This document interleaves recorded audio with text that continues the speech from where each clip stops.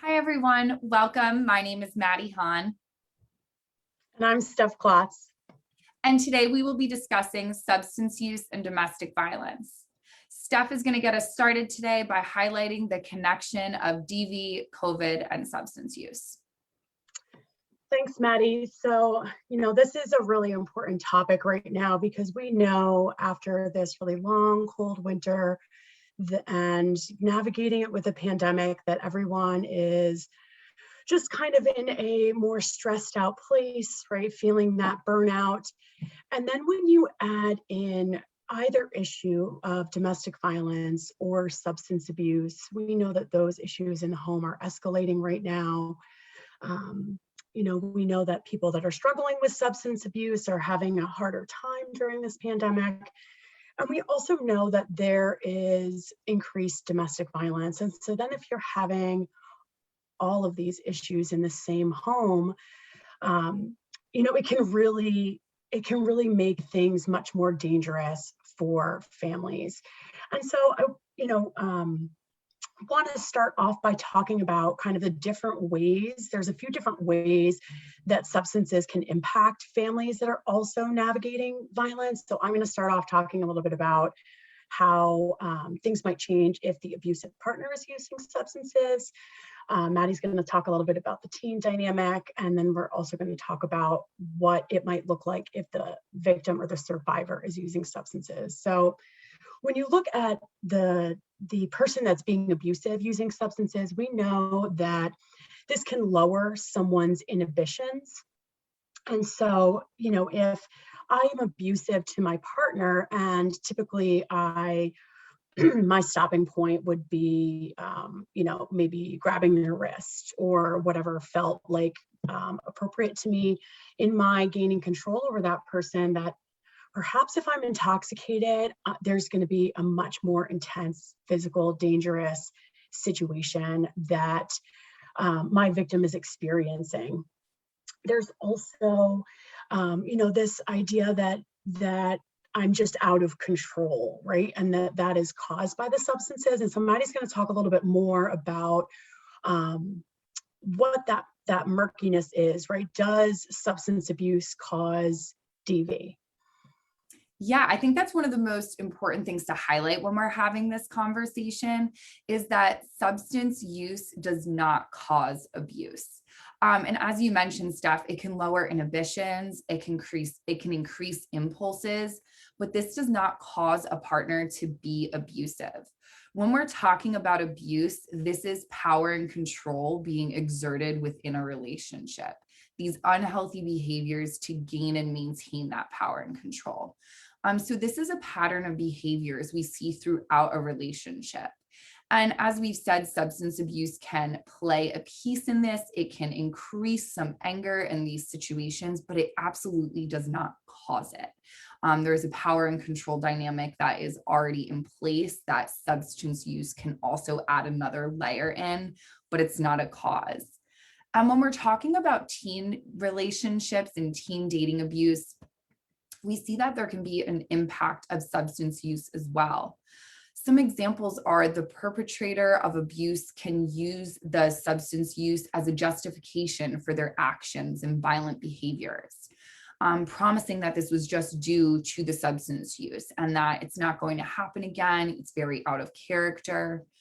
We also can see, as Steph highlighted, that victims can utilize substance as a comfort or distraction from abuse if this is occurring within the relationship. And an aspect to highlight about teen dating abuse is really that peer pressure that can emerge within this. And we can see peer pressure through teen dating relationships and dating abuse, but specifically related to substance use. An abusive partner can threaten their partner to use substances with them, putting a threat to that relationship. If the other person won't use with them, that could be an issue in the relationship. Threats about reporting the substance use to parents, guardians, or school personnel, regardless of who's using in this situation. If the victim's using substances, the abuser could also threaten to report this abuse if they were to leave the relationship. So maybe using that as a reason that's saying, well, if you leave this relationship, I'm going to report this to the school. I'm going to tell your parents. and kind of using that against them to gain that power and control. And these were just a few examples of that peer pressure, but I see that as one of the biggest elements affecting teen dating when we're talking about substance abuse. Yeah, Maddie, that is so important and relevant because a lot of those same impacts or same dynamics are ones that are impacting adult survivors, so that piece about reporting my use. Let's say I'm a victim and I'm using, and we have children in common, right? And you threaten to report my use to DCP&P, what kind of impact that has on the situation. If I am the victim and I'm using, maybe I have a patchy memory of what happened the night before. And that makes it so that my abusive partner can kind of rewrite history to make it seem like I instigated things, or, they were just helping me because I was so out of control if I don't remember how I got these bruises. So it can really make it seem to me, like I did something to deserve it, right? That maybe I don't remember things exactly. Maybe I don't know that I'm still eligible for services, even though I'm navigating substance use and abuse. Victims and survivors that are also navigating that use are at much more risk, right? Because of those dynamics. And then you also have the piece where most people are both using in a relationship. Maddie mentioned that oftentimes an abusive partner may force their victim to use substances. I've certainly seen incidents where the survivor of the abuse is navigating recovery, but their partner is forcing them to use. And just the impact of that on someone trying to navigate that space. It's really difficult to manage sobriety if you're constantly being triggered by that abuse, right? Even if I started using because my partner forced me to, Maddie mentioned it can help me numb out, right, and escape some of that abuse. And so I've also worked with clients where they developed kind of a reliance on substances while they were in that abusive relationship because it was a way to escape it and to cope.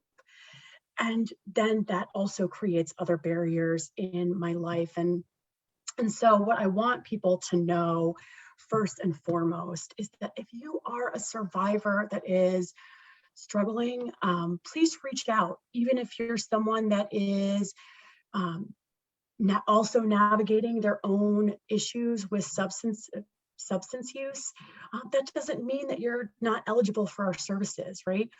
If you're actively withdrawing from substances, if you're actively using, then we may not be the right fit.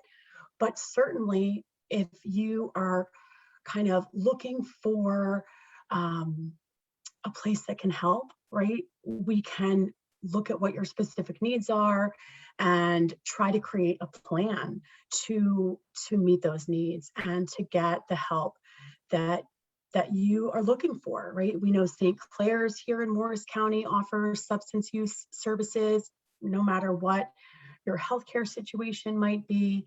JBWS services for survivors are also all free. So please don't let financial barriers stop you either. This is,